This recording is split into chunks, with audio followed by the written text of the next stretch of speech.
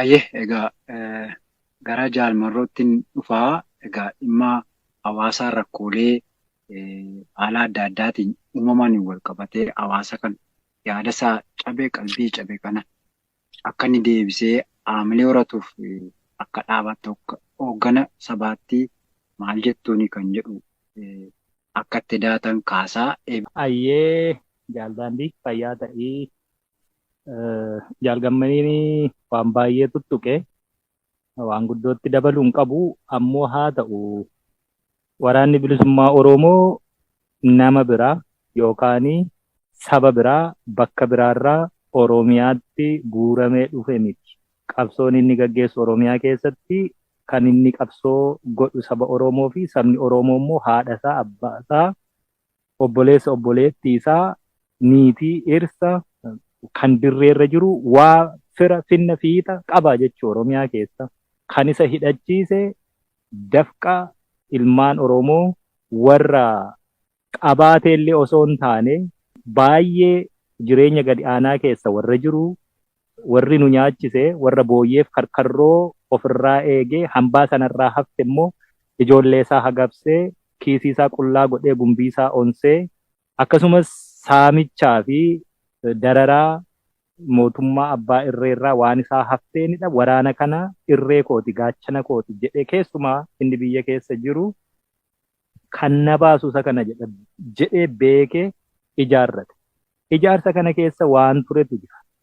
Ilmaan isaa kuni yeroo keessumaa ka hundi keenya waliin beeknu jalqabarraa akkaataatti woboon ilaalamaa ture. Baay'ee gammachuu fi jaalala humnaa olii ture. Waraanni bilisummaa Oromoo yeroo dheeraa booddee fagaatee humna baay'ee xiqqaa ta'een biyya ormaa fa'aa jiraachuurra baay'atee humna baay'ee guddaa ta'een biyya isaa keessatti mul'achuun uummata Oromoo biratti akkaataatti qabatuyyuu wallaale Oromoo. Kana yeroon jedhu uummata Oromoo isa waan kana gochaa ture na taajjabaa jiru. Haati hiyyeessaa naannoo tokkotti yoo dhaqnee mul'annu buna jabanaan baattee dhuftu haadholiin keenya baay'inaan warra akkasii buna jabanaan baatanii dhufani kan koo dhuguu diddanii jedhanii yeroo imimmaan buusanii nu jala deemanii boohanii hunda gammachiisuuf buna shinii 20-30 yeroo dhugamaa turetu ture. Kana beeka waraanni bilisummaa Oromoo keessumaa inni dura. Haalli akkasii kuni akkaataatti qabaa waraana bilisummaa Oromoo qabamuu machaahuu Oromoo biratti waan argeen beekne ilmaan isaa akkasitti hidhatte isa kabachiisuuf dhiitama inni keessa turetu beeka. Godaannisa dhaqaba, eela dhaqaba, sanadha beeka waan ta'eef abdii kana yeroo of biratti argu haalli tutture suni gatii nu kafalchiise qaba. Inni booddee haalli ulfaataa deeme keessatti inni nyaatee bare kuni nama nyaachuutti akka deemu mootummaan waan sana gara dabarsuu barbaaddu bulguu akkasii ijaaruu irratti kan isheen bobbaate isa akkasiitiinidha maqaa nu xureessan. Malee waraanni bilisummaa Oromoo mana namaatti goreeyyuu nyaatu. Karaarra yeroo deemu shamarran Oromoo yeroo gabaarraa galtu haadholiin Oromoo yeroo gabaarraa galani karaarratti shankoorri muuziin burtukaanni maangoon namaa kennamuu baannee deemuu hin dandeenyu karaatti gataa ture. Waraana bilisummaa Oromoo akkasiitu ture. Dhugaan jirus kanatu.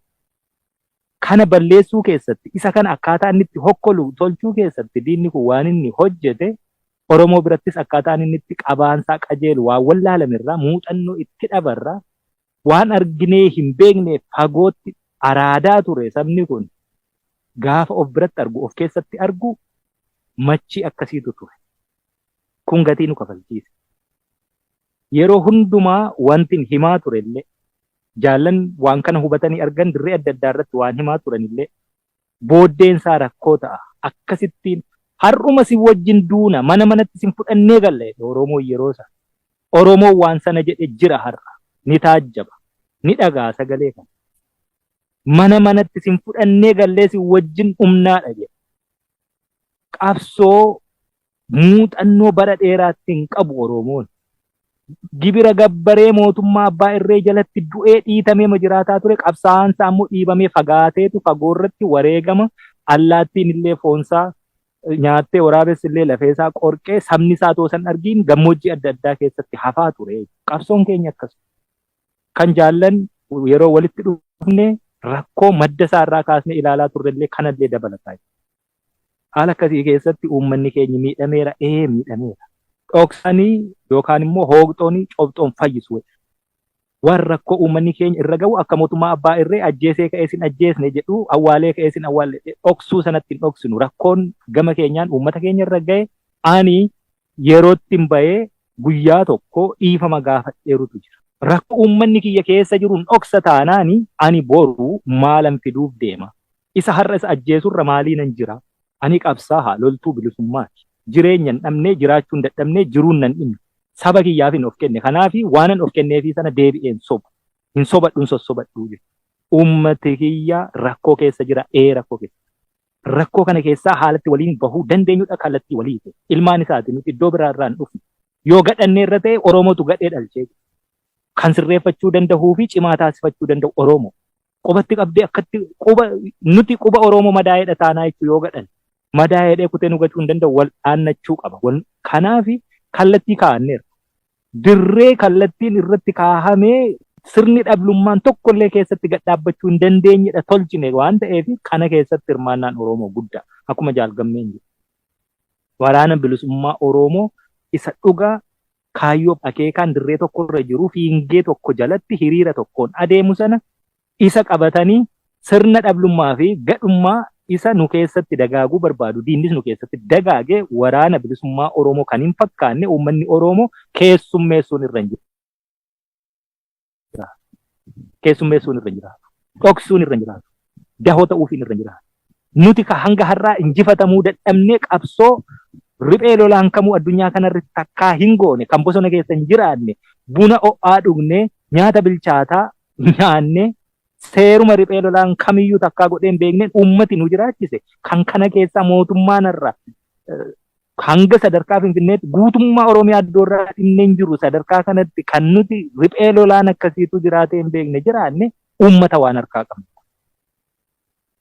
Uummata kanatu akka nuti injifanneef akka nuti injifatamneef bosona nuu ta'e dahoo nuu ta'e gadhummaafis dahoo ta'uu hin qabu jechuudha. Isuma dhugaaf qabsoorra jiru kaayyoof qabsoorra jiru wal dhaggeeffatee wal dhagahee sanadha tolfanneetu.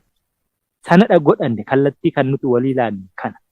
As keessatti wareegamaaf immoo nutu qophii. Wareegama keenya immoo uummanni Oromoo akka inni ititee dhiigni keenya dhangala'u gara rarraga bilisummaatti isa geessu tolfachuudha qaba malee wareegama keenyatti quba qabuu hin qabu Oromoon taa'e. Yoo wareegama keenyatti quba qaba ta'e nuti tokko jaalmarroo jajanii jaalgammachuu balaaleffachuun hin danda'amu. Nuti isa kana akka tokkotti ilaallu gargar nu qooduu taatisu. Nutu waliin jira, nutu walitti ta'a. Kanaaf uummanni Oromoo inni biyya keessa jirus, inni ala jirus boru seenaa waan nama gaafatu jira. Gaafatama seenaa mannaa gaafatama seeraa immoo wayyaa jira. Seenaan keenya okkolee dhalootaa dhalootatti hammeenyi keenya darbuurra seeraan har'a gaafatamnee lubbuun keenya darbuu jaallannaa. Kanaafiyyuu uummata keenyaan har'as borus waraana bilisummaa Oromoo qabaan balleessinaa. Ilmaan keessanii hin sodaatinaa immoo gaachana keessani. Waan tokko waan sodaatu hin qabu Oromoo waan sodaatuufis hin qabu.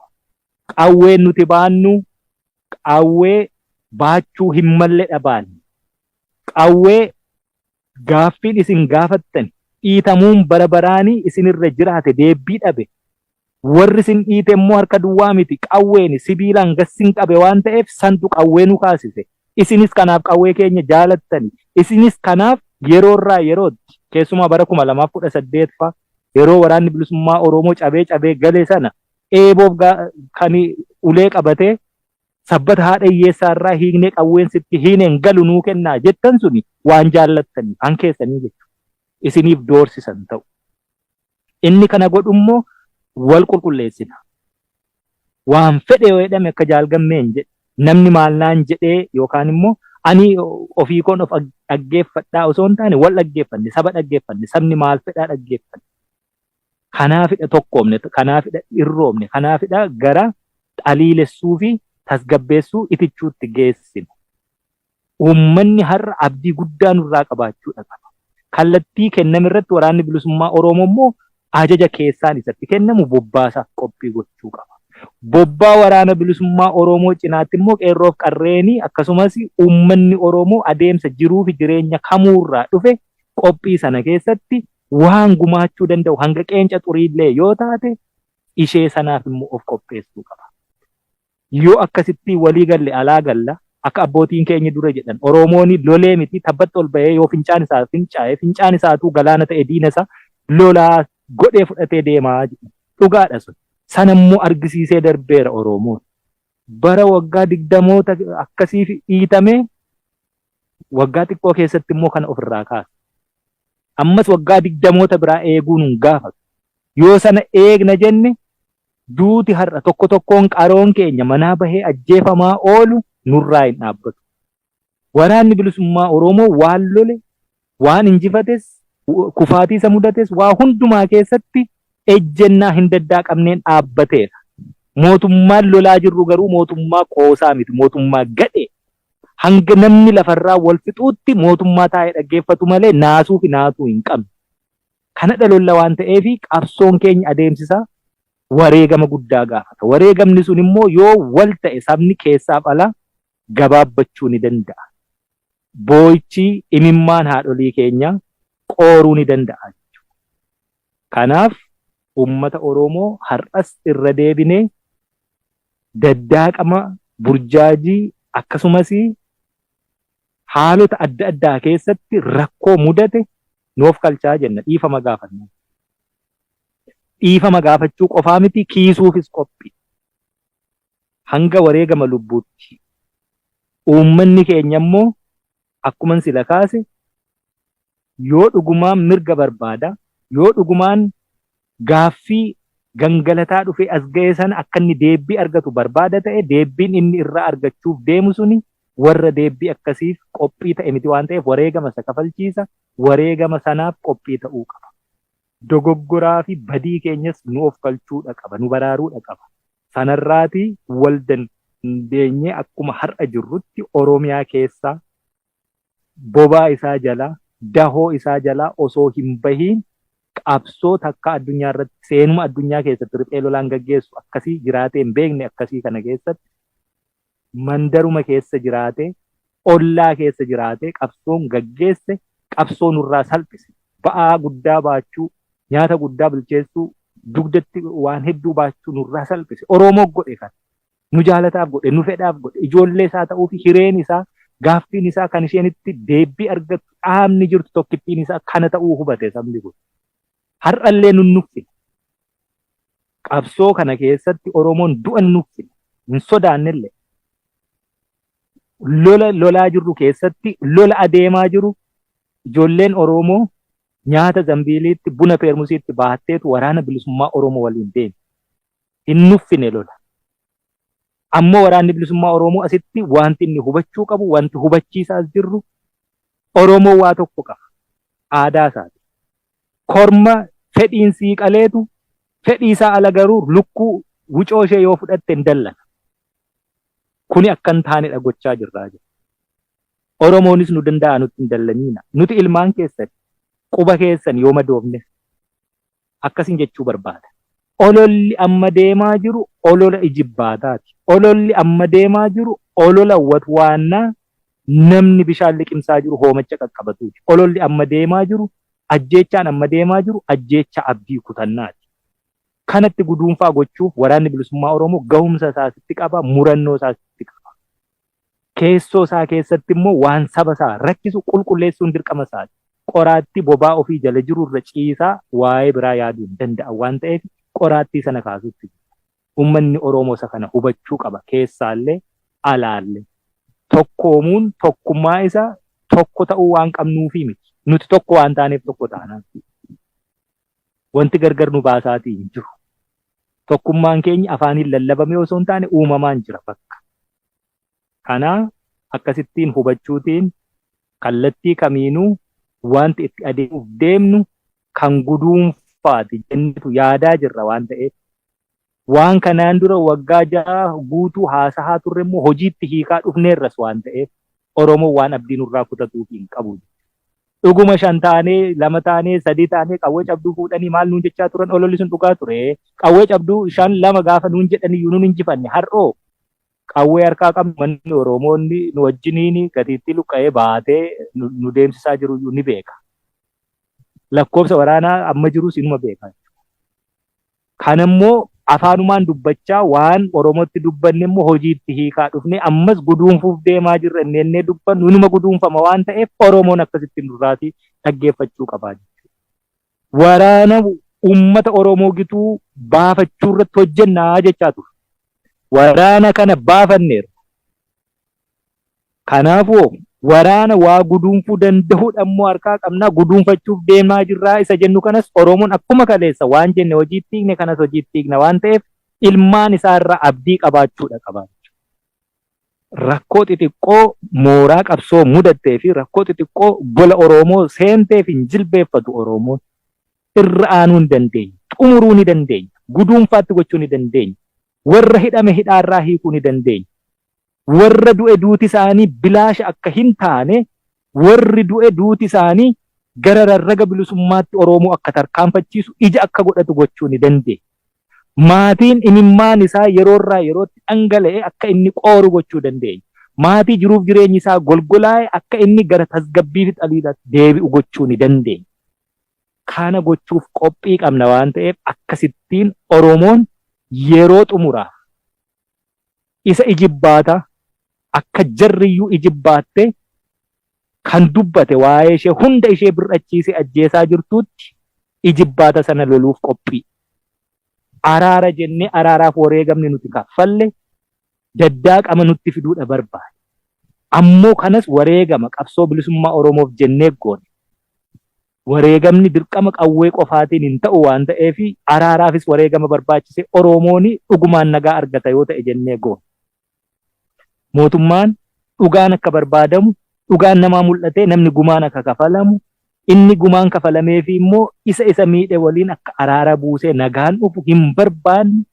Mootummaan dimokiraasiin biyyattii keessatti haa dhufu yoo ati jette dimokiraasiin guyyaa tokkotti hin dhufu saba baay'ee wallaalaa ta'e kana yoo gadhiiste hin bada jedhe akkasitti yaadu mootummaa akkasii kana ofirra kaahanii taa'uun cubbu. Warri mootummaa akkasii jala deemee harka rukutus mootummicha caalaa cubbuu guddaa warri dalage warra kana. Ajjeechaa har'a biyyittii kana keessatti deemaa jiru keessatti warri akkasitti mootummaa kana deeggarus itti gaafatamaa jechuu boru. Gaafatama seeraas gaafatama seenaas ni qabaata. Ni ta'a kun immoo hin ta'u jettee akka dubbii manatti maal gootee bultee akkas taatee sana ta'uuf deema dubbiin kun. An kanuma jechuun barbaada uummanni Oromoo abdii nurraa qabaa, abdii nurraan kutiini dahoo fi gaachana keenya nutis akkasuma abdii fi irree waan ta'e gaachana isaati kanatu harka wal qabatee gabrummaatti guduunfaa gochuu danda'a waan ta'eef tokkeen bifa kamiinuu roorroo diddaa seera dabe haqaaqame fudhachuu diddaa eessattiyyuu qabsoo keessattis haa ta'u mana ofiitti lafa hojii ofiitti mana barnootaatti haala kamuu keessatti waan hin malle waan sabaaf hin taane waan sabaaf hin fuune hin fudhadhu jedhee wareegama namni baase hundiyyuu guyyaa itti yaadan. Namni guyyaa tokko qofaa yookaan gaafa eebila 15 qofaa miti kan inni wareegamu. Namni ji'a yookaan guyyaa murtaa'e kana keessa qofaa wareegama jennees akkasittiinis hin tolfanne. Namni kallolee wareegame qofaatu qabsoo bilisummaa Oromoo keessatti goota jedhamee yaadatamas jennee miti. Abbootiin keenyas warri qabsaa'ee qabsoo nu dhaalchise kanaan dura tures eebila 15 waan filateefii qabaa jiru. Namni yeroo hedduu dhumaatiin gurguddaan akka sabaatti calii calanqoorraa, aanoleerraa lafa hedduutti jechuudha. Dhumaatiin nu mudate hedduunuu jira. Ammoo haa ta'u eebilli 15 akkitti filatame dhumaatii kana kan xumura itti gochuu danda'u. Dhumaatii kanaaf seenaa qorqortii kan kaahuu danda'u. Siidaa dhumaatii kana bilisummaa sabaa walabummaa fi birmadummaa biyyaatiin ka ijaaruu danda'u.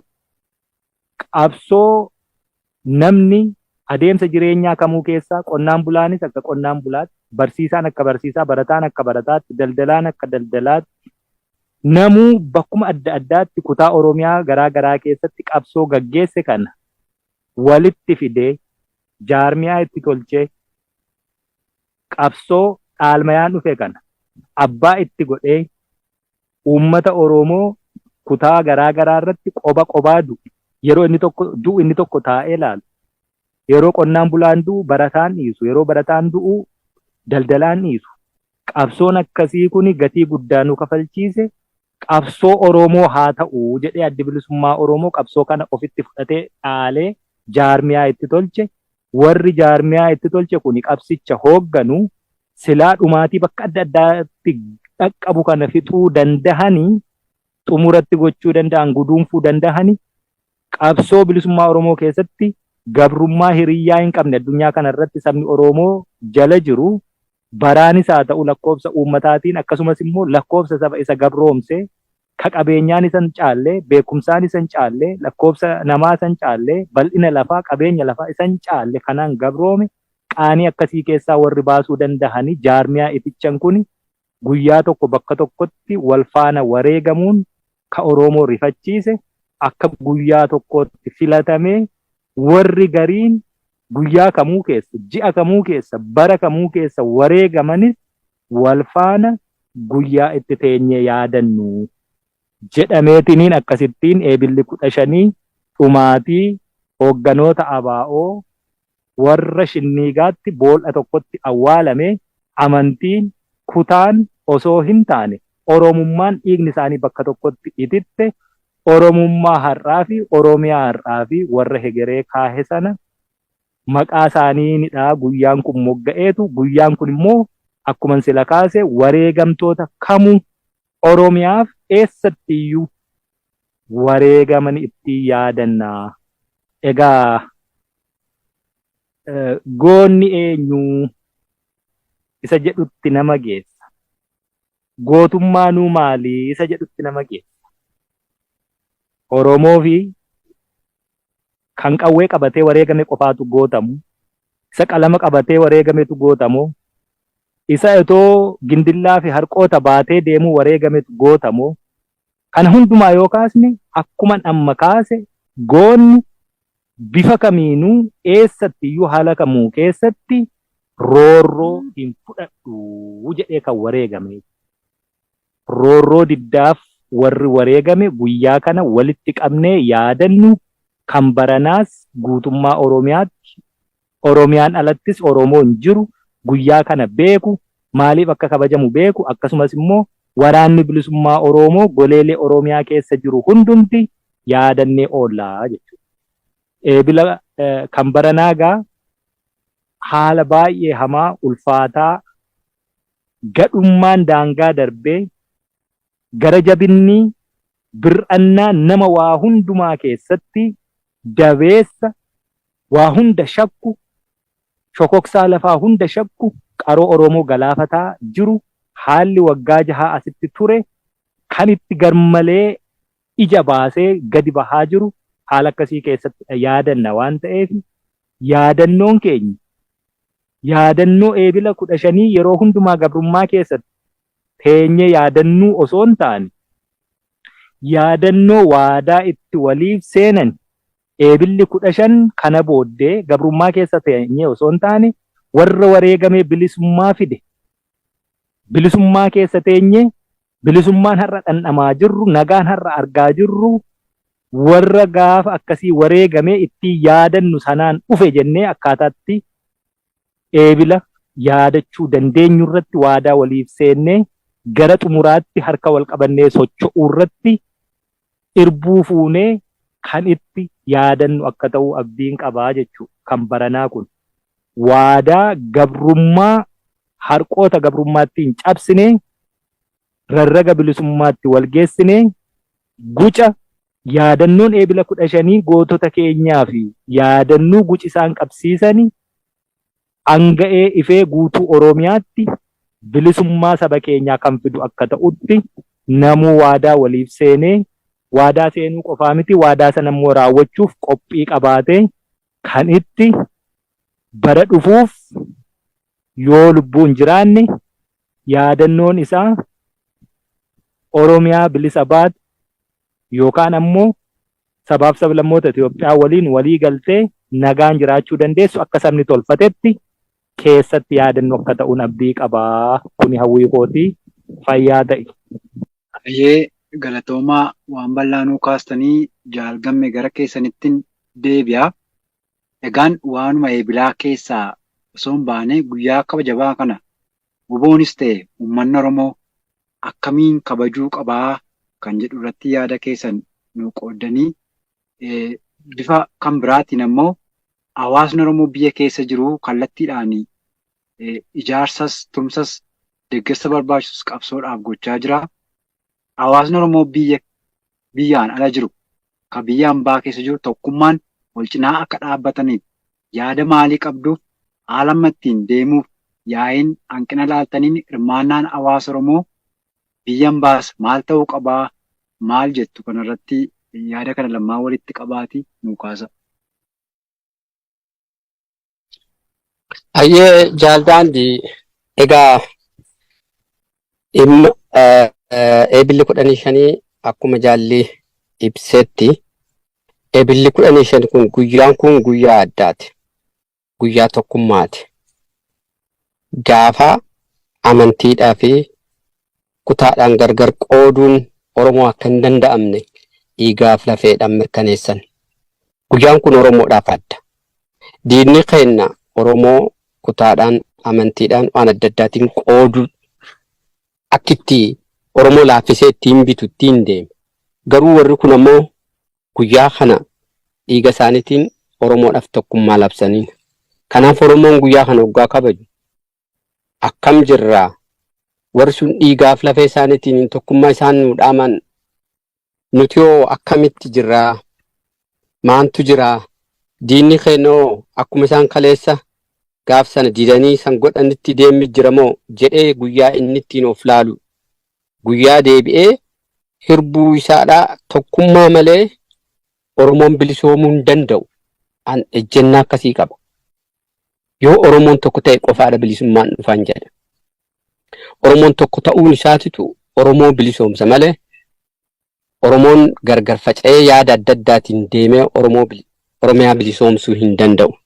Kanaaf guyyaan kun guyyaa nami kamiyyuu of duub deebi'ee wantoota qabsoo keessatti baroota qabsoo keessatti tatta'aa ture san deebi'ee ilaale kasaaraa inni Oromootti fide cufaayyuu gamaagame guyyaa inni hirbuu isaa itti haaromsu hin jedha. Kanaaf guyyaa addaati. Guyyaa dhiigaa fi lafee isaaniitiin tokkummaa Oromoodhaattiin biqilchan. Oromoo yeroo hundaayyuu gaafa isin rakkoo keessa jirtu ilma qaalii isiidhaatti wareegamaan dhabdi. Inni kun mallattoo gara itti Oromoon itti deemtu dhiiga isaa kanaan deebi'ee Oromoo ittiin dammaqsuudha. Yeroo hundaayyuu yoo ilaalame taate. Kun ammoo Oromoodhaaf dhugaatti waan guddaa tokko kan malee bilisummaan akka hin dhufne kan ittiin namaatti mirkaneessudha jechuudha. Guyyaa eebila amma bara kanaa kabajnu Oromoon maan keessa jira? Akkam jira? Gartuun duraatti Oromootti maantu dhufuudhaa deema? Wanta isatti dhufuu fi akka inni keessa jiru tilma laallee guyyaa waan duratti dhufuu fi waan amma inni keessa jiru keessaa ittiin ba'an tokkummaa qofa ta'uu isaa kan ittiin mirkaneessanidha. Kanaafiyyuu kaleessa maan keessa turre kan gabrummaatti nu fide tokkummaa dhabuu Oromooti. Tokkummaa yoo qabaate har'a ilma isaa qaalii diinni jalaan nyaattu turte. In sodaataa turte. Inni kun cuftiyyuu Oromoodhaaf egeree Oromoo kan murteessudha. Faca'insi kun gabrummaa sana darana hamtuurra isatti gaffiduudha. Yoo tokkummaa qabaate ammoo haala hamaa ammatti mul'ataa jiru kana keessa dabruudha. Egaa akkuma duratti siin jedhe waan kan cufa laalle Oromoon wanta itti dhufuudhaa deemuuf cufaafiyyuu tokkummaa isaa jabeessuu fi irree qabaachuu qofa ta'uu isaatitti waliigallee murteessine. ummati keenyas ka biyya ambaa jirus ta'ee ka biyya keessa jiru har'a waa'ee ofii ilaaluu osoo hin taane of dhaggeeffachuu osoo hin taane waan Oromootti dura dhufuudha deemu kan dhaggeeffachuu qaba. Dheenna kana keessattuu gannoota lamaan dabre kun har'a bakka amma jirru kanatti nu geessisee jira. Gannootuma lamaan kan keessatti kan wanti kun cufti dhalatan. Kanaaf Oromoonni biyya hambaa jiranis ta'ee biyya keessa jiran of dhaggeeffachuu fi namni dhibii dhaggeeffachuu osoo hin taane qabsoo Oromoodhaa amma sa'a ammaa irra jirtuu fi boru kan itti dhufuudhaa deemsu dhaggeeffachuu qaba. Kanaaf an akkas ta'ee anaaf kun hin mallee jechuu osoo hin taane Oromoodhaaf waan taate kan qabsooftuuf waan Oromoodhaaf ta'u kana godhuu qabnaa jechuudha. Keessaa bahuu qabnaa jechuudha. Waan kaleessatirraa baarachuu qabnaan jedha. 2018 illeen 50 taaneet biyyatti galle. Osoo tokko taanee biyyatti galle waraabessa ammaan kun silaa tarii carraa ganaa kanan argatu jechuudha. Oromoon kanarraa laaluu qaba. Eegas yoo ilma isaa qaalii jaarsa biyyaa qaqqaalii itti dhabe qabeenya isaatiitti itti saamame qabeenya isaatiitti itti gubate mana isaatirraa buqqa'ee har'a aduu fi roobiitti hiraaraa jiraa jechuudha. Kanaafuu inni kun barumsa nu ta'uu qabaan jedha. Tokko taanu malee waan kun cufti nurra dhaabbachuu hin dandeettu. Kanaafuu wanta kaleessa wanta keessattiyyuu ganna lamaan dabre kun cuftiyyuu hanqachuu qaba. Wal dhaggeeffachuu qaba. Oromoo ceeraa fokkoo salphina ammatti jiru kana kan gulana itti dhufuudhaa deemu dukkana kana keessaa baasuudhaaf naaka jedhu dhiisuu qaba. Waloodhaan uummata kana waan itti dhufu kana keessaa dandamachiise wareegama qaqqaalii har'a ittiin qaafannu kana cufaayyuu kan galmaan geessisuuf itti dhufuu qabaa jechuudha. Kanaaf akkanatti wal dhaggeeffachuu qaban jedha. Haalli ammatti jirruu fi gar fuulduraatti itti deemamu Oromoodha baay'ee dukkana wareegama qaalii akkasii ilmaan isaa qaqqaalii ceeteen quufin itti wareege ammoo garri inni itti dhufuudhaa deemu kana jechuudha. Kanaaf dhaabbatee namni kamiyyuu keessattuu warri biyya hambaa jirtan qooda guddaa isinirraa eegama. Yoo nuti irra goggorrelleen silaan isintu nu sirreessa. Isintu nu qajeelcha jechuudha. Maaliif waan kaleessatirraa barattanii tokko taatanii yoo nuti lakka akkasin deemini akkasin godhin akkana jira akkasin ta'in nuun jechuutu isaanirraa eegamaa ture. Ammoo waama kaleessatirraa waan barachuu dhabne har'a bakka amma jirru kanatti maanirraan nu ga'e kan jennu kun fardeessinee kan ittiin ilaallu eebilli 15/2014 jedha jechuudha. Kanaafuu wanta hir'ate itti guunne. Kaleessa keessa deemnee bakka hir'ina jiruttis kan biyya hambaa keessa jirus itti guutuudhaaf yaala. Kana malee furmaata dhibiidhaan qabdu Oromoon. Yoo tokko taate qofaadha ilmaan qaalii akkasiisan wareegama isaa hanqisuu dandeette. Isa kaleessa wareegameef ammoo wareegama isaa san bakkaan ga'uu dandeetti yookaan wareegami isaatis wareegami ijoollee xiqqoo kan waraan kana keessatti ganna 5 dabre kana baasaa jirtu kan bishaan itti naquudha yaala. Kanaaf of laaluun saba keenya laaluu qabna. Gar fuulduraatti wanti itti dhufu kanatti laaluu qabna. Isa kanaaf tokkoon keenya isa dhaggeeffannee isaaf qooda guddaa baasuu qabna. Hirrinoota jiran hin jira qabsoo keessa bakka cufaayyuu. Ammoo kan hir'ina kanarra barumsa sii ta'ee gar fuulduraatti san caalaa hojjechuudhatu barbaachisaadha. Isuma san kaafnee yoo guyyaa cufaayyuu kan muka faarsinu taate rakkinuma kaleessa keessa turre isaan ammas kaafnee har'as borus isuma haasofne taate darana yeroo Oromootis dukkaneessaa deemne wareegama uummata Oromootis dheeressaa deemne ilma qaalii qaroo hayyuus itti dhabaa deemne diinni keenya ka barbaadan muusan akkaataa abdii kutattu akkaatii deebitee yaada Oromummaa keessaa baatu akka Oromummaa keetirratti abdii si kutachiisu gochaalee akkasiisan godhaa jira. Kanaaf uummati keenya kana hubachuudhaan darana wareegama barbaachisu baase waan kaleessa wareegama ulfaataa itti beesan galmaan ga'uu qabaachuudha. Kanaafuu wal dhaga'uun dirqama taati. Yoo isin wal dhageettan nuuf irree guddoodha. Isintu qooda guddaa qaba. Hayyuunis jaarsis ka siyaasaa yeroo dheeraa keessa jirus biyyaan baa kana keessa jira. Yoo ati irroo nu ta'uudhaaf waan qabdu kallattii qajeeladhaan nu gumaachite irree taane. Yoo kana godhuu baattee ammoo faallaa sanaa goote Oromootti ceeraa fokkootti fidda. Ka'ee nuti miti qabsoon kun kan uummata Oromooti. Ilma isaa kan itti gabbaraa jiru uummata Oromooti. Kanaaf isa laaluu qabna. Isa laaluu qabnaa jennee murteeffanne. Of laaluu miti. Namni biitii akkasina jedhaa miti. Garuu qabsoo kana saba kana laaluu qabna. Rakkoo isatti dhufuudhaa jirtu kana rakkoo inni irra jiru kana laaluu qabnaan. Hawaasi kunis kana murteeffachuu qabaa jechuudha. Waan kaleessata keessa deddeebitee yoo balleessite malee bu'aati fiddu hin jiru. Waan boru bu'aa fidutti yeroo keenya dabarsuu qabna.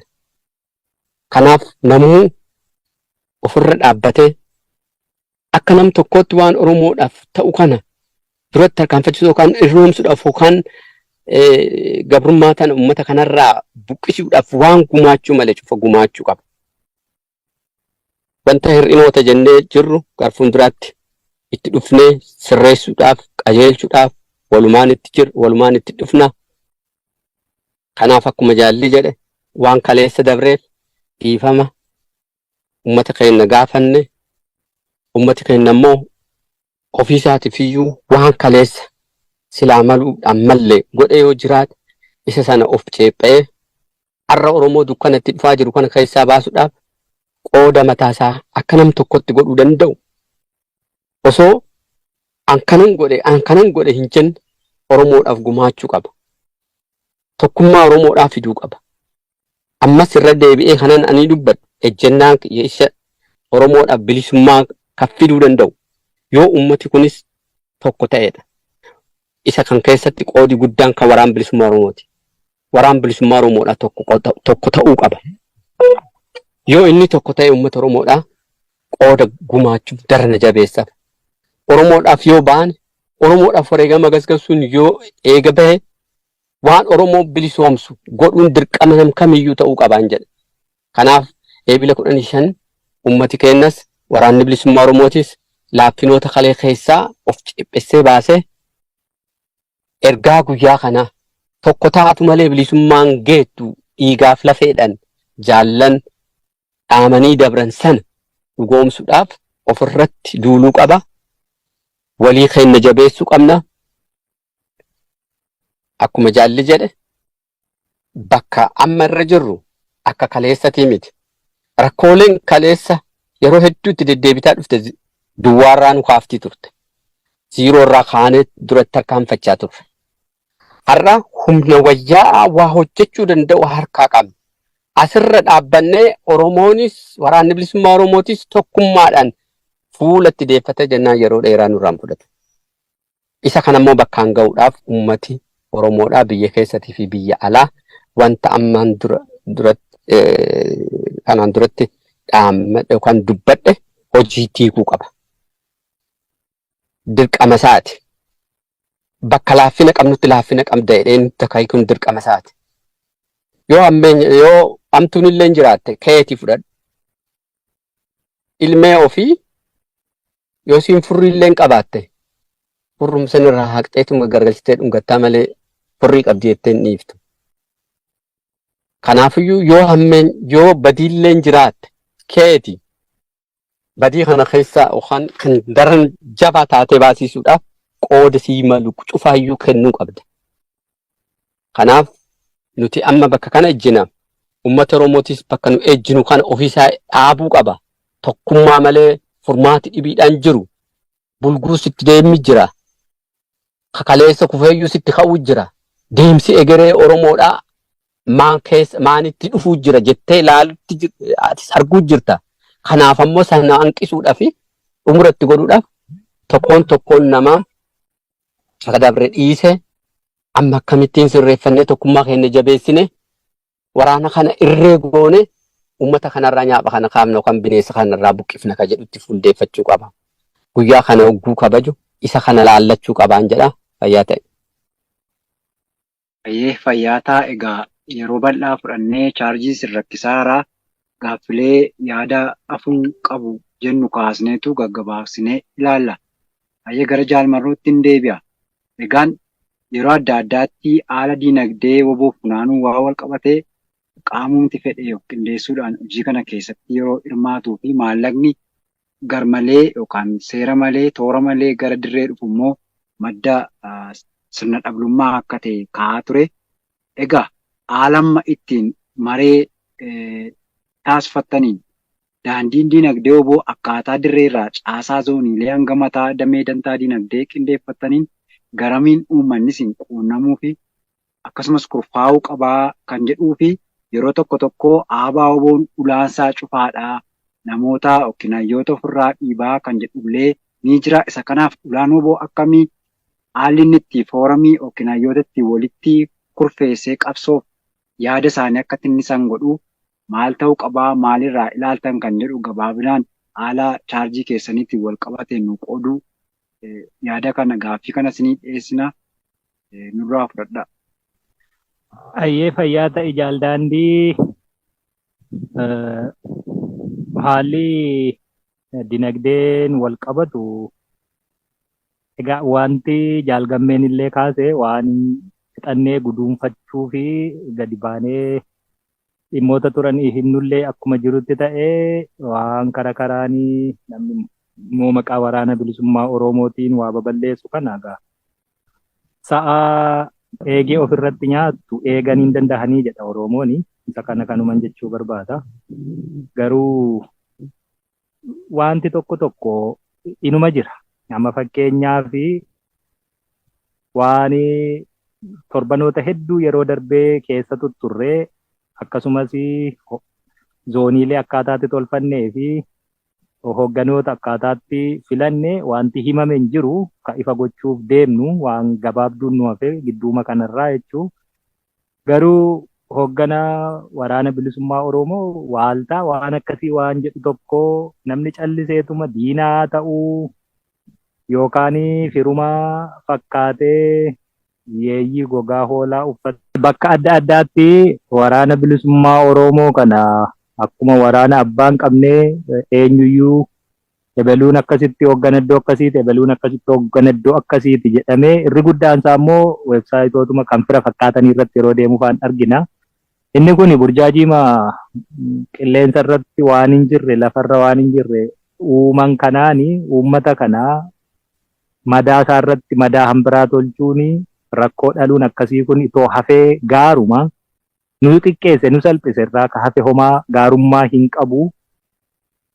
Waraanni bilisummaa Oromoo haala duuba deebi'uu hin dandeenye hooggana isaas tolfateera haala duuba deebi'uu hin dandeenyeen uummata Oromoo fi irree fi gaachana jiru ta'ees mul'ateera jechuudha. Inni gama dinagdeetiin adeemu akkuma siin jedhe sa'a eegee ofii nyaattu ofirratti eeganii hin danda'anii lafarratti. Kanaaf waan ibsanne immoo qabna. Amma waan ibsame akka dameetti damee dantaan dinagdee jaalqajeelaa dirreerraa akka qajeelchu isa diida jirus koreeleen akkaataatti qindaa'anii deemaa jiranii gamtaan gareen ijaaramee akka jiru inni keessatti hammatamuu didee qabsoo bilisummaa Oromoo keessaa qooda fudhachuu nama hin barbaanne yoo ta'e irraa kan hafe caaseffamni ABO biyya alaatti adeemaa jiru kan nama hunda hammachiisuu danda'u. Sichi immoo erga isa keessa jiru fixannee zuleen egaa 8 damee dantaa dinagdee jalatti dinagdee mataa isaanii ni qabu. Kan isaan quunnaman damee dantaa dinagdeeti. Dameen dantaa dinagdee immoo dinagdee biyya alaa qofaa miti yookaan uummata Oromoo alarraa buusuu qofaa miti. Akkaataatti dinagdeen dhaabichaa argamu ka sochoosu ka asitti himuun barbaachisne jaalqajeelaan jira. Kana murteeffannee kaanee dameeni zooniirra jiran hundumtuu isa jalatti waa kan audited ta'ee zooniin hangi isa barbaachisu zooniirraa zooniitti garaagarummaan jira. Bajata tokkotu bahamoo isa kana tolfanne jechuudha. Kanaaf namni calliseetuma nama dirree irratti rakkoo uumuudha ta'a. ergaa dirreerraatii nama bakka buufatee waraanni bilisummaa Oromoo waan isa barbaachisu karaa argatu kaahee waraanni bilisummaa Oromoo yookaan jaarmiyaan ABO nama ofirraa dhiibaa ka jedhu hin deemsisuu jechuudha. Namni yeroo maallaqa calliseetuma kallattii akka dhaabaatti kaanneen alatti adeemsisu tokkoon diina qabsoo bilisummaa Oromoo keessatti mooraa qabsoo diiguu barbaadudha ta'a. Yookaan ammoo namni kun maallaqni isaa dafqee wanti argatu utoo hojiirran ooliin kiisii nama dhuunfaa keessa galee akka barbaade akka ta'u utoo quban qabaatiin callisee dafqa ofii waan silaa barbaade irra toon oolfatiin akka bakkeetti badu ta'uu keessattidha. Waa gumaachaa jira jechuudha. Kanaafuu kallattii waliif kennine ijaarsi diidatti jiru akkuma keessaa tolfanne diidattis tolfachuuf qophii itti jirra. Hundumaa abbaa barbaade hammachiisuu ni dandeenya. Warra qabsoo bilisummaa Oromoo keessatti waa gumaachuu barbaadu. Kan immoo looyee seenee nu diiguu barbaadu immoo yoomuu taanaan hin hayyamnu waan ta'eef akkaataa kanaan namni kaa'anne dirreerraa qabsoo diida taa'e osoo hin taane dirreerra taa'ee bakka bu'ummaa diidaatiinis kan kaa'achuuf deemnu kanneen kanaan dura turanis dabalatee jalqajeelaa quba qabaatanii isa jalatti hojjechaa jiru jechuudha. Inni kan hin beekne karaa adda addaa deemee diiguu barbaadu har'aa waraanni bilisummaa Oromoo walitti dhufee ofii keenyaa wal dhabuurra warra kana of biraa dhabuu wayyaa jennee waan murteeffannee jira waan ta'eef isa kana bal'inaan itti deemnee kan ibsinu ta'a jechuu jaaldaandii. Kan kanarraa egaa ani gara xumurachuutti deemaa jira yeroo gabaabduun qaba.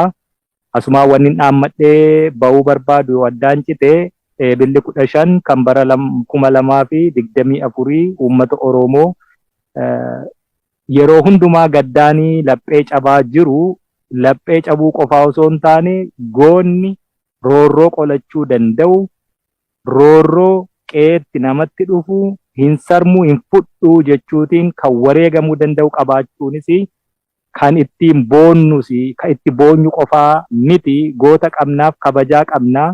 Kanaafiyyuu laphee cabuu gadda qofaan osoo hin taane warra jiraatee nu jiraachise warra jiraachuu dadhabee nu jiraachise warra ofii lubbuu dhabee akka nuti hin dhabamne nu taasise yaadachaa waadaa ofii haaromsaa kallattii waraanni bilisummaa Oromoo kaahuuf deemu keessumattuu uummanni Oromoo biyya keessa jiru waamicha fincilaa waraanni bilisummaa Oromoo qawweetti dabalata keessaanis gaggeessuuf adeemu kan xumuraaf uummanni of qopheessee waamicha yeroo xumuraa karaa qophiisa xumuraa irratti wal haa eegnu jechuun barbaada. Egaa kan kanarraa hafee waan hafe yoo jiraate carraagaa jaalgamneef kennuu barbaada jechuu kan xumuradhe fayyaa ta'e. Dhugumatti yaada bal'aaf ergaa yeroo nu dabarsitanii ajajaa olaanaa ABO Jaalmarroo Dirribaa qophii qorqortii siyaasaa irratti biyyoolessa Oromiyaa irratti argamuudhaan yaada nuuf kennitaniif guddoo galatoomaa jechaa haala rakkoo isin mudatuuf yoo baatan isinoof kalchineerraa dhaggeeffattootaaf daawwattoonni keenyas rakkoo daataa akkasumas haalota garaagaraatiin yoo adda citee akka nattiin qubanu qabaadhaa jechuu barbaanna. Egaa gaaffii xumuraa jaalgammeedhaaf hin dhiyeessaa. Egaan haalota baay'ee gaaffii tokko lamaan kaasaa dhumneen Oromoo waan ilaallatu haala impaayirtii tokkummaa mooraa qabsoo fi ga'umsa waraana bilisummaa Oromoo akkasumas waan sirrachuu qabu irratti hedduu nuu kaastaniittu. Waraana bilisummaa Oromoo haalota adda addaatiin faffaca'ee jiru haala ammattiin zoonii cufa mooraa qabsoo bilisummaa Oromoo gabbisuuf hojjettaniin faffacaatii jiru kana akkamiin walitti qabuu dandeessu? Hooggansa waloo tolfattanii koree jiraawwachiiftuu akkasumas gumii sabaa yeroo kaa'attanii haala bareedaadhaan deemaa jirtan kana keessatti waraana bilisummaa Oromoo haalota adda addaatiin moggaatti ba'an kana walitti qabuu keessatti adeemsa isin deemtan waamicha isin taasistaniif dhaamsi keessan ergaa isin qabdanii maali?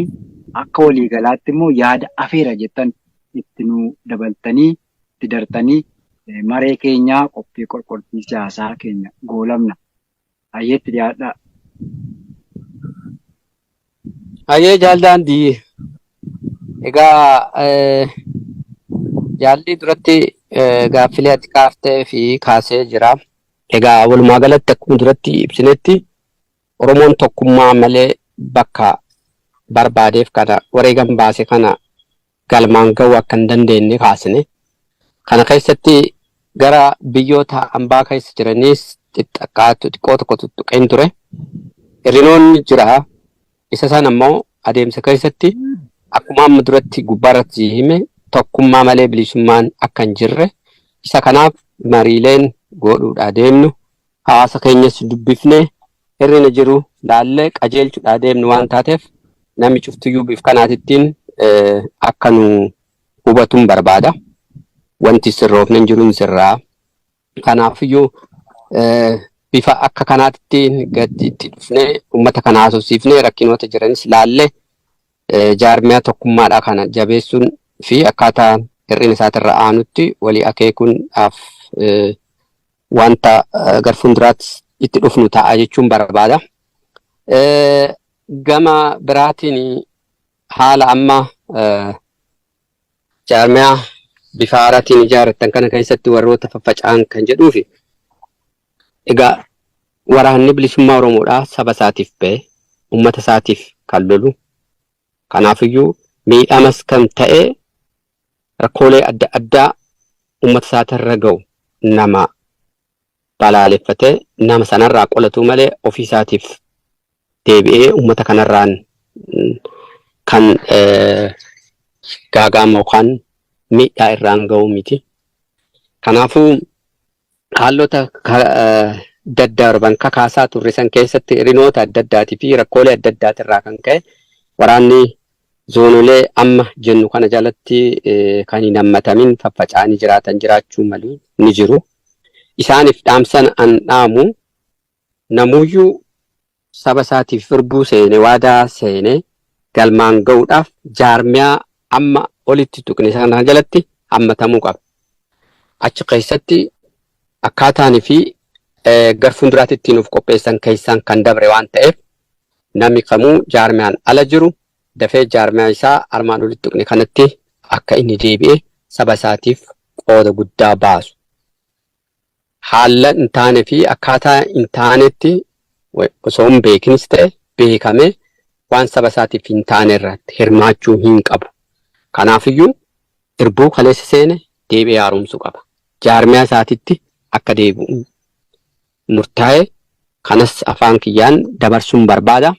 Uummatis waraanni bilisummaa Oromootis irbuu kaleessa tokkummaa isaaniitiif amantiin gandi odoo isaan gargar baasuudhaaf tattaafatan didanii saba isaaniitiif lubbuu qaalii jijjiirraa hin qabne kennanii uummata Oromootiif tokkummaa dabarsan san deebi'ee haaromfachuun yaadachuun hirrinoota kaleessa dabre irra deebi'ee kan laaluudhaan tokkummaa isaa waan jabeessu murteesse haalli amma Oromoon keessa jirtu gadda Oromoon keessa jirtu kana keessa baasuudhaaf tokkummaadhaan wareegama isa xumuraa baasuu qabna akkuma jaalli jedhe isa sanaaf of qopheessuu qofa osoo hin taane hojiidhaan mul'isee caba uummata kanaa fayyisuun caba uummata kanaa imimmaan uummata kanaa deebi'ee haquun irraa eegama.